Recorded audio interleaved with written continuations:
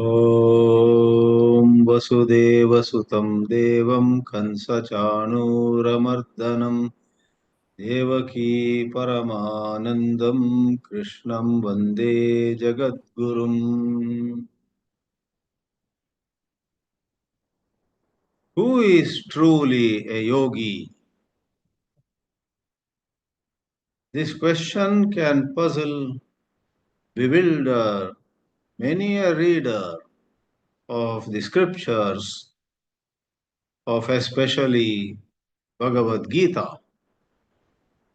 At certain places, Lord Shri Krishna calls somebody who keeps equanimity of mind in opposite kinds of situations, a yogi. The famous expression goes, Samatvam yoga uchyate. In pleasure and pain, in praise and insult, and so on. This yogi, which could be a gentleman, which could be a lady, needless to say, there is no gender issue here. For simplicity of language, we may more often use the masculine gender instead of saying every time he or she, he or she. That itself can become a bit uh, unpleasant for many listeners. So we make a clarification right at the beginning. Within a verse or two from that shloka, where it is said Samatvam yoga uchyate, Sri Krishna says yogaha karmasu kaushalam. Literally, it is certain skill. Swami Chinmayananji translated it as dexterity. Dexterity in action is yoga. Of course, a more careful study of the Gita helps us understand that the skill or the dexterity is not about doing a lot in a very less time. It's not so much to do with efficiency. The skill that is referred to by the word kaushala is that skill internally, psychologically, when action or results of action do not bind a person.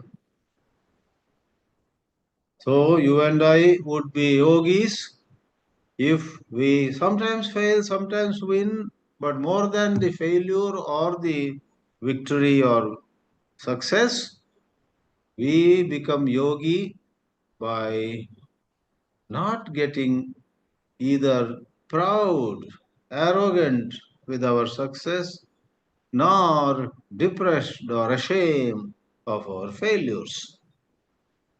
We put in our best effort, and then whether we succeed or fail, we take it all in our stride. Bondage, psychological bondage, is all these residues such as guilt, shame, fear, anxiety, superiority complex, inferiority complex, becoming more and more judgmental of others, of oneself. All this is adding to our baggage. Yoga karma kaushalam, says Sri Krishna. If we can move on learning from every experience, but not letting it precipitate into one more layer of egoism in us, that is yoga. Likewise, we have some more definitions. For example, yet another place, Lord Krishna says, broadly speaking, in spirituality, there is the phase called yoga, then there is the phase called dana. Lokesmin dvividha nishta pura prokta maya nagha. Jnana yogena sankhyanam, karma yogena yoginam. So Jnana, also called Sankhya, which Swami Chinmayananji used to call the contemplative life, in contrast to Karma Yoga, which is the active life, earning and spending, meeting people, interacting with people, helping people out, and above all, doing one's duties assiduously. But while doing all this, if someone keeps away this virus called selfishness from oneself, then that is yoga. This is actually reiterated at many places in the Gita. One of the verses that has meant a lot to me personally all along is the very first verse of chapter 6. Anashritaha karma phalam karyam karma karoti yaha sa sannyasi cha yogi cha na niragnihi na chakriyaha. A powerful shloka indeed. Sri Krishna, being a revolutionary in philosophy, why we call him so? Because he gives wonderful looking new interpretations of eternal principles. He doesn't chart a new path actually, but he expresses in ways which can inspire Arjuna and through Arjuna all others, for it has a certain new quality, the old truth expressed in a new way. That's what he does in this first verse of chapter 6. Those who do not depend upon success or failure. Many so called sannyasis get depressed if not many people read the books written by them, not many people attend their classes, not many people, let us say, appreciate their work, they get a bit depressed. Then of what use is their sannyasa? Of what use is their spirituality? Somebody gave a talk on ma phaleshu kadachana, and we don't know for what reason the faces of the audience did not show any appreciation. The heart of the speaker sank. Oh my God, I explained we should not be attached to phala, the result, the reward of our actions so well. I did such a fine job, but these people are not appreciating. There is no sparkle on anybody's face. If the speaker gets a bit jittery when he does not get appreciation from the audience, oh my God, there is a contradiction in the very work he is doing. He is talking about ma phaleshu adhikaraha, don't be attached to phala, but right away, even in that talk, he is expecting appreciation, applause, praise, and so on. In fact, more I study Bhagavad-Gita, my friends, I tell you, I am more and more appreciating the scope of application, the wide range of relevance that that teaching of Sri Krishna, karmani eva adhikaraste ma phaleshu. You and I work in a certain field, whether it is law or business, engineering or medicine or teaching at some school, whatever. We do some work for many years, but sometimes if our mind says, well, I did so much, but nobody seems to care, nobody seems to recognize. Oh, I have been a failure. No, Sri Krishna says whether people appreciate or not is not the sign of failure. You fail when your heart sinks, your within your bosom is filled with sorrow when people do not reward you. Therefore, Be anchored in good karma.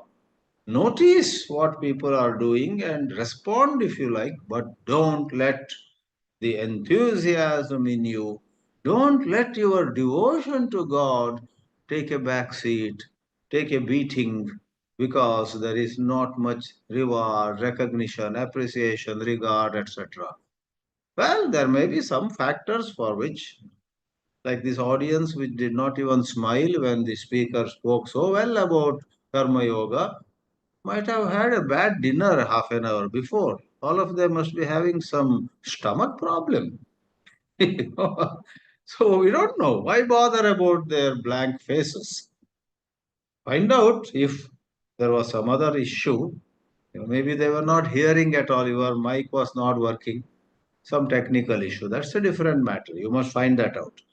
But when there are no other problems, you spoke well, and this audience is expressionless, then sympathize with them.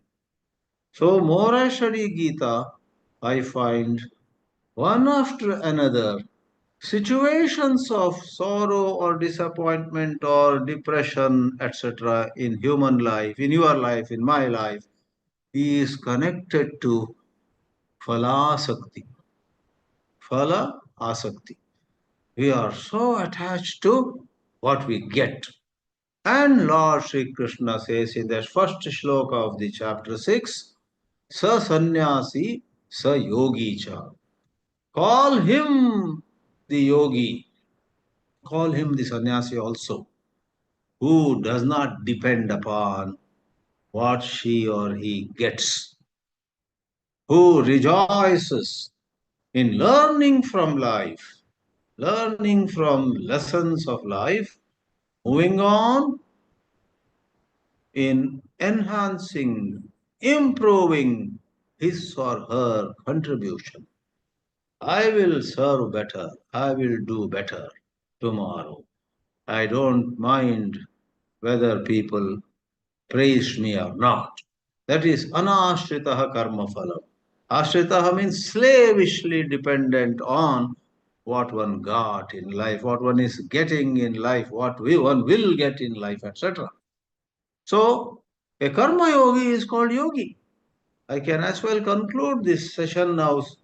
That is it, QED. A karma yogi is yogi. However, to throw a little more light on what yoga is and who a yogi is, let me quote for you in this very first verse of chapter 6, Bhagavad-Gita. Sri Shankaracharya defines what is yoga and who a yogi is. Simple Sanskrit. Yoga chitta samadhanam. He gives a definition. Yoga essentially is our mind being, I would take the liberty of adding one extra word, alert. The mind is alert and yet calm. Because sometimes our mind might be calm under the influence of some drugs, some substance, or we are half unconscious, or we are in some delirium. All those are abnormal. Our mind is normal, alert. I know very well somebody has called me names, somebody has used some abusive word about me. I'm alert, I know. And yet, chitta samadhanam. I enjoy certain calmness, samadhana, samahita. Somewhere else he has said, yogi samahita chittaha. Samahita is adjective, samadhanam is noun. What is yoga? Chitta samadhanam. No wonder Pujya Gurudev used to say, I don't believe in bending my body. I believe in straightening my mind. When people said you should introduce asana, pranayama, yoga in your ashram, he retorted, I don't want yoga asana in my ashram. I don't believe in bending my body. I believe in straightening my mind was a witty statement of Swami Chinmayananji. He deeply drank from the fountain of Sri Shankaracharya's teachings. You are a yogi when your mind is aware, alert, but samahita, in a state of samadhana. And there itself, Sri Shankaracharya says, Yoga is chitta samadhanam, sa yasya asti. Whoever has that chitta samadhana, sa is a yogi. Sa yogi. In fact, there is an old shloka, if I remember right, it is something like this. Shamartham sarva shastrani katyante hi manishibihi sa eva sarva shastrajnaha yasya shantam manasada. All scriptures, all said and done, are actually given to us by wise people for one purpose. And that purpose is, may the student of this Shastra learn to remain calm. Shama, Shanti are synonyms. Grammatically, Shama is masculine, Shanti is feminine. Leave grammar aside. Meaning of both the words, Shama and Shanti, is same. Shamartam sarva shastrani katyante hi manishibihi saeva sarva shastrajnaha. We would call that person the knower of all shastras who has a calm mind. Yasya shantam manasada. Not by number of shlokas he has memorized, not by the encyclopedic memory of scriptural portions, but the litmus test of somebody who knows all the shastras is whether he is able to or she is able to keep her or his mind calm, which means not sit in a corner and keep mind calm. One does one's work. Whatever is best possible, one does. Never equate inaction with calmness. Of course, you are not forced to act also. You are neither required to act nor are you inhibited by or from action. Wisdom doesn't prevent you from responding to a situation. Wisdom lets you know that you don't have to respond on many occasions. It's up to you. Others cannot judge a person so easily. In fact, this certain inner maturity, inner calmness, inner peace, and absence of negative qualities, prejudice, jealousy, revengefulness, hatred, wishing others ill, wishing that they suffer. All these should not be there. When they are not there, such a nirmala chittam is yoga. And that is much connected with the way we live. What first and what later we can't say. When we live rightly, our mind will indeed be calm. When we have a calm mind, the chances are very high that we live rightly. If our mind is at peace by itself, then why would we overeat? Why would we sit before a television for too long, not even watching properly nor going to bed? Why would we go and open the fridge again and again and take something to drink, take something to eat? Why would we go on checking WhatsApp messages, not attending to work to be done? If our mind is calm, then we don't need to do all these nonsensical things. Whatever is necessary, we do. And other things, without batting an eyelid, we discard. If it's the WhatsApp messages which are merely entertainment, just some fun, just some amusement, within 30 seconds of knowing what it is about, delete without looking left or right. I don't need this WhatsApp message, this video to make me happy. I am already happy. So clear it, clear it. But then there is something educative, there is something which calls for action, something where I feel it's my duty to respond to this, you keep. So whether calmness of mind leads to right decisions and right implementation, or right decisions and right implementations bring to somebody calmness is an interesting question, almost like which first, chicken or egg? Did chicken come first and egg later, or did egg come first and chicken later? So don't worry about it. Both of them are on par. Likewise, here you are calm and you live an orderly life. Now, going further, we see Sri Krishna talks about moderation and brings the word yoga. Chapter 6, the very popular, much quoted shloka, 17th shloka. Yuktahara viharasya yukta cheshtasya karmasu yukta swapna avabodhasya yogo bhavati dukkha. When you add ha in Sanskrit, it means remover. There was a motorbike and there are musical instruments also by that company, Yamaha. In India, there was a motorbike. I don't know whether it still is on the roads. When I was young, I too fancied buying a Yamaha, some RX 100 or something. Then I bought a Vespa scooter and was driving around when I was secretary of Chinmaya Mission Bangalore, 1988 or so. I had a Vespa scooter. Oh my God. I went to so many nooks and corners of Bangalore on so-called Chinmaya Mission work. So that time, those who preferred a motorbike type of thing went for Yamaha or something. I think it was Yamaha RX 100. So somebody asked, why did they name as Yama Dharmaraja, Lord Death? Then someone with better Sanskrit knowledge said, no, it is not Yama. It is Yamaha, the one that keeps Yama away, that removes Yama, that takes death far away. You will live long if you ride a RX 100 Yamaha motorbike. And then there are all these keyboards, and Yamaha is a world famous company, probably a Japanese word, I don't know.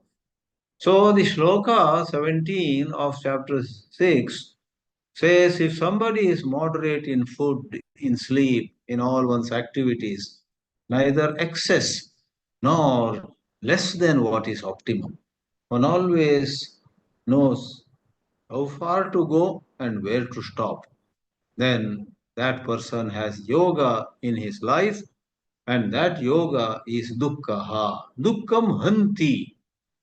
Dukkha is from the root han, dukkham hanti. Dukkham nivarayati. Dukkham nashayati. Dukkham duri karoti. Keeps away your sorrows. So, no wonder in Kannada language, with a little play of words, it is said, one who eats once is a yogi, once a day. Just eats very little. Don't have to literally practice it. It's take it in spirit. One who eats once is a yogi. Anybody who eats twice is a bhogi. You know, somebody who eats 3 times a day, 3 full meals, know for sure he becomes a rogi. Yogi, bhogi, rogi. Yogi, bhogi, rogi are in other languages also. You don't need Kannada. But the last part requires a little Kannada. What if somebody eats a full meal 4 times a day? The language goes, ನಾಲ್ಕು ಹೊತ್ತು ಊಟ ಮಾಡುವವರನ್ನ ಹೊತ್ಕೊಂಡು ಹೋಗಿ. ಹೊತ್ಕೊಂಡು ಹೋಗಿ means 4 of you carry him to the burial ground or the burning cremation ground. Carry him. That means one step further to a rogi, one dies. 4 times a day, if one eats, one will not live long, and very soon people have to carry him. ನಾಲ್ಕು ಹೊತ್ತು ಉಂಡವನ್ನು ಎತ್ಕೊಂಡು ಹೋಗಿ. So, yogi, bhogi, rogi, and then one who dies. And no less a person that Dr. Jagannath Dikshit, who is not a Kannadiga, Maharashtrian he says for a whole lot of ills, physical ailments like diabetes and so on, one must follow the rule of eating only twice. I don't say, I'm not trying to sell his system, but it's a very popular. A lot of people say they could reverse diabetes through that. I'm not qualified to endorse it or to find fault with it. I can't do either.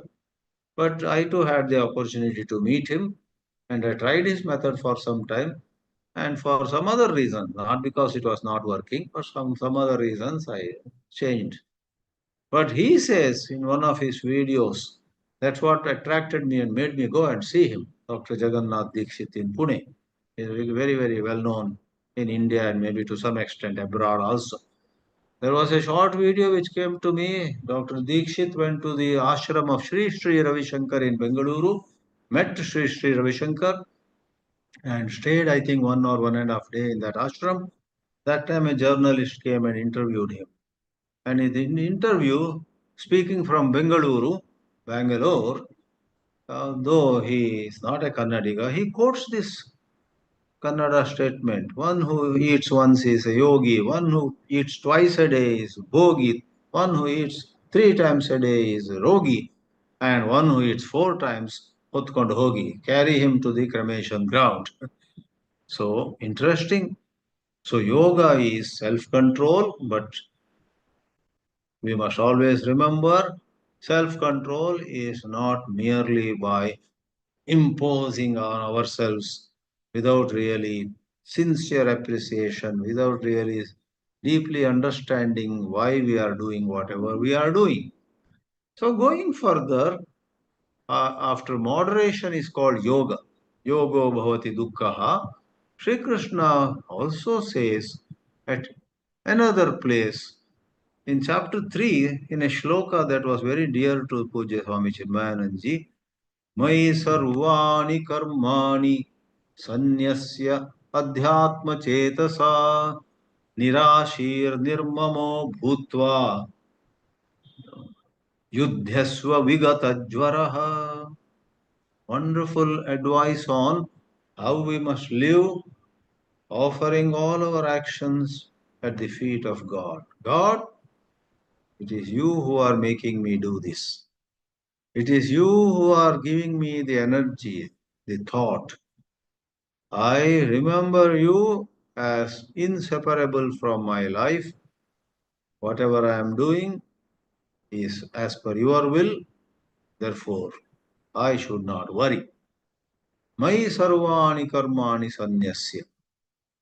And then it is said, Nirashihi. That's what made Pujya Swami Chinmayananji very fond of this shloka. He saw in this shloka 3.30 wonderful light thrown on stress management. Don't worry about the unborn future. Nirashihi means not anxious about future. Nirmamaha means not regretting the past. Vigatajvaraha means not getting agitated in the present, looking at the work before you. The work seems a bit complicated, so neither remembering something of the past nor thinking about what could happen in future, but looking at the complexity of the work that you need to do now, suppose you get agitated. He says, no, whatever, however complex it may be, figure out how to start, get going, you will solve it. If it's really so hard, call experts. There are some ways to handle it. Don't just stand there trembling or don't stand there in state of indecision. Nirashir nirmamo bhutva yudhyasva vigatajvaraha. So, there also offering our actions to Lord, bringing God into every action of ours. Then our ego goes away from the picture. Neither the pressure of being the doer nor the emotions related to being the enjoyer or sufferer of results can come to us. That way, the 10th shloka of 5th chapter also, a very popular one where the lotus leaf example comes in, talks about yoga. Brahmanyadhaya karmani sangam tyaktva karoti yaha lipyate nasa papena padma pitpatram ivambasa. The lotus leaf does not get wet even though it is surrounded by water, and every now and then, maybe due to some breeze or so, certain quantities of water fall upon the lotus leaf, only to form bubbles and just slide away. The surface of the lotus leaf remains dry. Likewise, you and I have the capacity to be in the world, but not of the world. We can be in the world, but not become worldly. Everybody who lives in the world is not worldly. Worldliness is dependence on external things. Swamiji used to say a sansari is a man who depends on external objects for his happiness. Sannyasi is one who is happy by himself, within himself, and so on. So, lotus leaf. And a yogi is like a lotus leaf. Now, to quote one or two more, at the end of 6th chapter, Lord Krishna says, Yoginamapi sarvesham, of all the yogis, sarvesham yoginam, he says, that person, take 100 yogis, all of them are yogis, God bless them. But the best yogi among them is he or she who, with all faith, with purest love, adores God. Madgaten antaratmana shraddhavan bhajate yomam same yukta tamo mata. That person is, yukta also is a synonym of yogi. Yukta tamaha means the best. In fact, 6th chapter has several definitions of yoga. It is in the 6th chapter, Shashtaha Adhyaya, where it is said yoga means uniting, but yoga actually is separation. Tam vidya dukkha sanyoga viyogam yoga sannitam. Very intriguing definition. No yoga to be a viyoga, separation from what? It is separation from a misconceived association. Dukkha sanyoga. Like you lifted a hot brick. Why didn't you pick it up? Drop it and you are relieved. You got into a bad company, you got into a bad habit, you got into a bad association, you got into an unhealthy situation. You only got in. Fools rush in where angels fear to tread. Well, 100 people asked you not to go, you said, I'm going, and you went in. Got into neck deep trouble. Just to come out. That is. And in the 6th chapter, you have another definition of yoga or yogi. Atmaupamyena sarvatra samam pashyati yorjuna sukam va yadiva dukkham sayogi paramomata. Who is the parama yogi? Rather than talking about he remains calm and he offers works, all actions to God, etc. A very different definition is given, though all of them come together finally, but the approach, the angle of view.